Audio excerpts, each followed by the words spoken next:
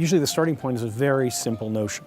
So in the case of the book I'll be talking about tonight, A Gentleman in Moscow, it literally was me walking into a hotel and thinking a few minutes later, wouldn't it be an interesting thing to be living in a hotel? What if you were trapped in a hotel your whole life? And in the elevator on the way upstairs, I thought, actually that's an interesting idea for a book. A guy gets trapped in a hotel for a long period of time.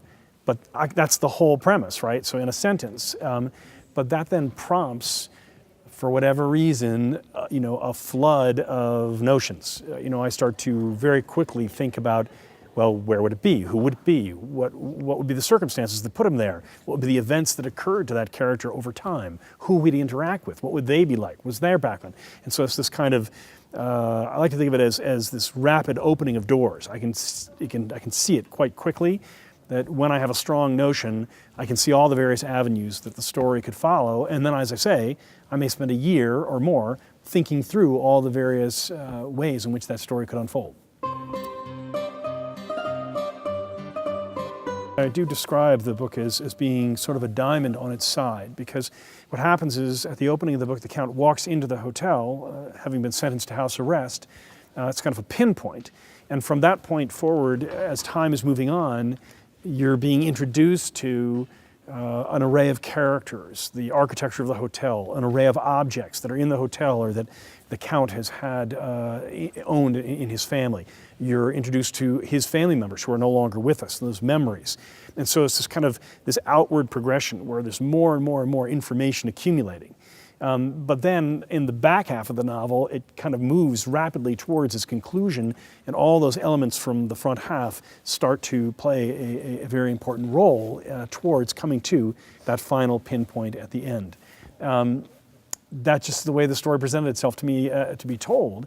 And the reason that was very important to me to think about it in those terms is because, in as much as it is structured like that, the big risk that I ran was that as you're learning about all these various things and people and places and memories, the reader could just be like, what is this? What is this all about? Where is this going? Does he even understand what he's telling as a story? So I had to be very careful to try to figure out how to create enough momentum in that first 200 pages and to give enough entertainment, as it were, engagement in the writing to keep the reader's attention as these various elements are playing out. Because I know that if I can get the reader to that midpoint, the story's going to take care of itself. The book is structured in a rather odd way in that it begins with the Count's being sentenced to house arrest, and then literally the novel tells you what happens to the Count 1 day later, 2 days later, 5 days later, 10 days later, 3 weeks later, 6 weeks later, 3 months later, 6 months later, 1 year later to the day, and then 2 years later to the day, 4 years later to the day, 8 years later to the day, 16 years later to the day. And then from that point in 1938, it reverses itself. And from that midpoint, you learn what happened 8 years from then 4 years, then 2 years, then 1 year, 6 months, 3 months, 6 weeks, 3 weeks, 10 days, 5 days, 2 days, 1 day to the exciting conclusion. So this is the way the book is structured. Now, it's structured that way invisibly. In most of the readers that I've met or interact with, they don't realize that that's what's happened. It's kind of invisible to them, which is my preference. You want a structure like that not to become overbearing for the reader or overly obvious. It should be natural to the story. And in this case, I felt I decided to use that structure on the very first day I had the idea. So it's from right at the beginning of crafting the outline. And to me, it was a very natural way to structure the story, because at the beginning of this internment in the hotel, you want to have a lot of granular detail. How does he, oh my God, what's happened? What does he feel like the next day? Who does he meet in that first week? How does he feel about it over the course of that first month?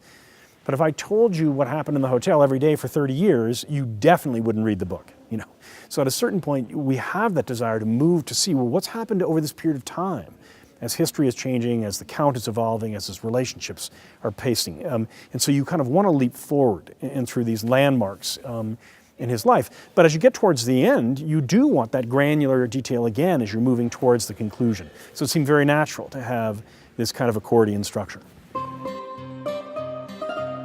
My new book, which I've started writing, is about 3 18-year-old boys who were on their way from Nebraska to New York City in 1954.